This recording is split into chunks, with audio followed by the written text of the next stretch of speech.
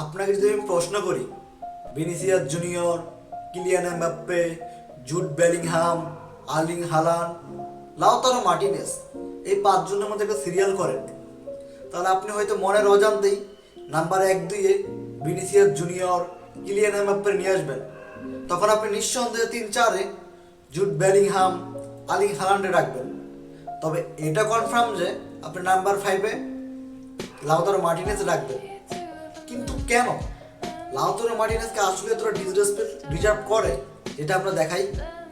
ও 2021-এর Copa America জয়ী, 2022-এর ফিনালে সীমা জয়ী, ও 2022 ওয়ার্ল্ড কাপ জয়ী, ও 2024-এর কোপা আমেরিকা জয়ী, ও 24-এর কোপা আমেরিকা টুর্নামেন্টের অফ দ্য প্লেয়ার, ও ইন্টার মিলানের সবচেয়ে বড় তারকা প্লেয়ার, ও ইন্টার মিলানের হয়ে চ্যাম্পিয়ন্স ট্রফি খেলা প্লেয়ার।